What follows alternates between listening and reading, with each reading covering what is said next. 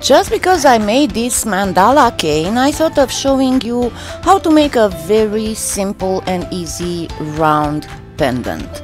So cut a slice from your cane. Ideally it should be between 1 and maybe not really 2 inches, but 1 3/4 in diameter. And make sure that it is pretty round if necessary, because you all know that canes can get a little bit deformed when we cut. Just simply manipulate it a little bit until you get it to be nice and round. Don't worry too much about the perfect roundness, because this being a cane, you can sand some off without messing up any kind of pattern. After you get it to the point that it is round enough that you like it, just place it on a spherical light bulb or any other baking blank that you have that will make it have a little bit of doming. And you can bevel the edge a little bit with your roller to make it be not perfectly flat and straight up, but a little bit beveled down. Not necessarily at a 45 degrees angle, but still a little bit beveled down. And then all you have to do is to bake it, and then use a lower grit to make sure that it's perfectly even and nice, and simply sand and buff. If you want to varnish, wait until you're at the very last step, so that in case you're using a varnish that cannot be baked, you won't have any kind of problem with it. Now, once it is baked and varnished and all that, let's get a piece of, here I'm actually using some scrap, but you can use a graphite pearl, of course it's Premo. I have some scrap pearlescent, and as I told you before, if you mix a whole bunch of pearlescents, you'll get either a dark gray or a dark brown. And I'm making some strings, and I'm using one of Best Flexible Molds bars molds. I will put a link in the video description to the exact mold, but you can use any other bar mold or texture out there. I will show in a later video how to use various textures to do bezels, but there's a Lisa Pavelka one, or even 2 if I'm not mistaken. There are a lot of bars, textures and molds out there, and I am going to actually make 2 of them, because the length is definitely not long enough to go all around the total circumference of my pendant. So as you can see, I am flattening it with my roller and then simply cut flat the excess.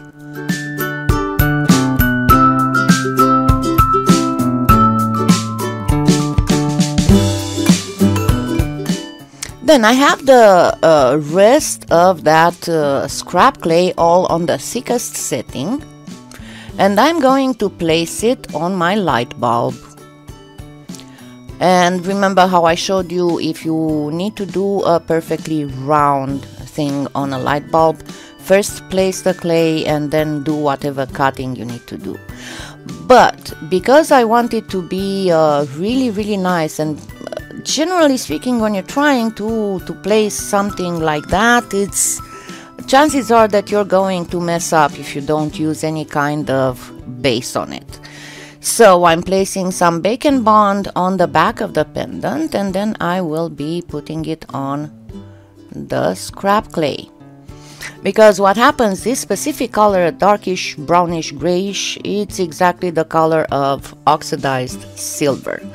Then I'm going to cut the end of my bar at a point that I can relate to, because you always have to be careful and make, whenever you have to put 2 pieces, to make sure that they get seamlessly in. And then I will be placing the second piece.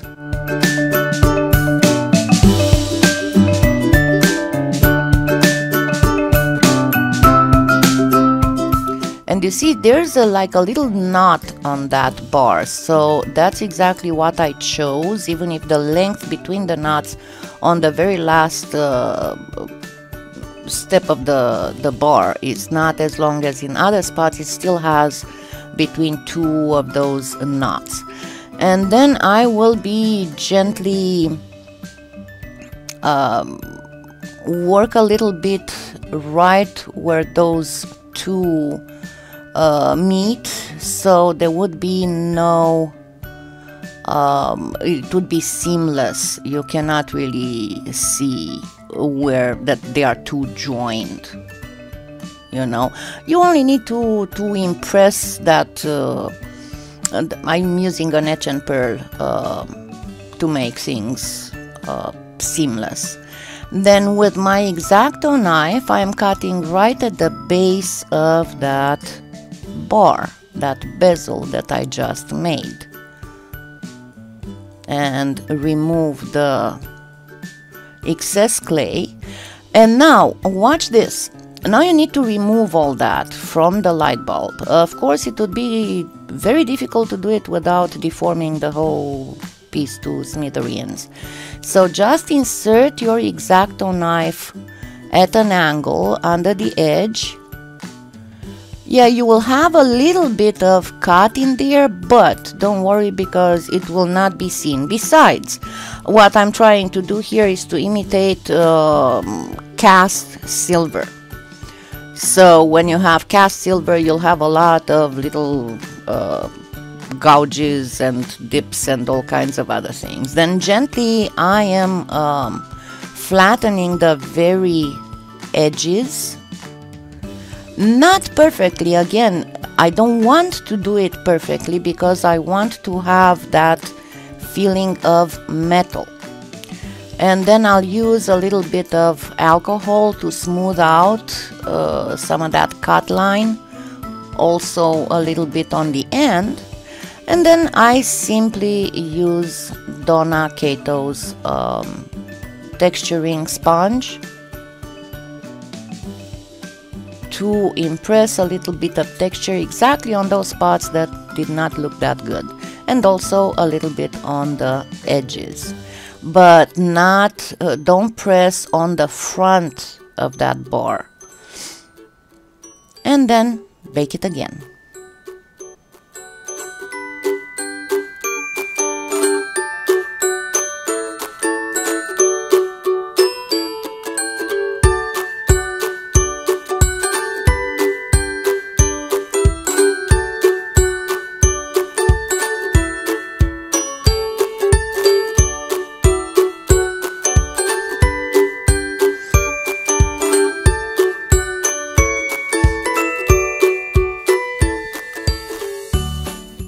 After which, all you need to do is to apply a little bit of metallic wax. I'm using the old silver of ArtAlchemy Metallique line, and I will be using that both on the front, on the bezel, as well as on the back.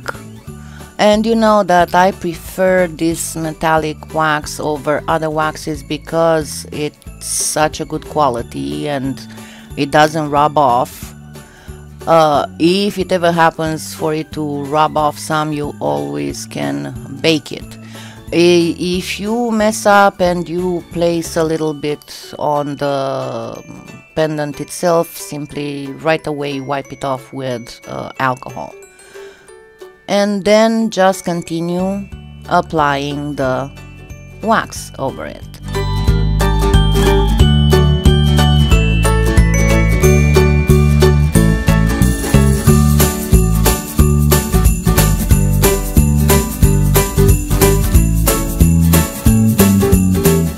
Why I'm saying that you need to bake if you use Inca Gold? Because Inca Gold is actually a very thick acrylic paint, and if you bake it, it will set it in the polymer clay. As you can see, once my wax has hardened, I'm just using a very soft cotton cloth to buff it. And then I will simply put a pinch bail on it. And I found some pinch bells that are not a very shiny silver, look more like of an old silver that matches perfectly the old silver wax. But remember, you need to kind of give 2 guiding holes, just poke the beginning of a hole, not even 1 millimeter, because it can happen that when you put your pinch bale in, if you press on baked polymer clay that has not had guiding holes in, you might actually crack the clay. Make sure that they coordinate your 2 little guiding holes, and then all you have to do is to place the pinch bale. Always be very careful when you open the pinch bale. You have to do it very slowly and gently, otherwise it might break. And then simply place it. The best thing is to place one of those little pins in one of the holes, hold it in, and then look for the other one and gently press it in with your fingers. You won't even need to use the pliers for it. And there you go. Here's a pretty porcelain looking like round pendant.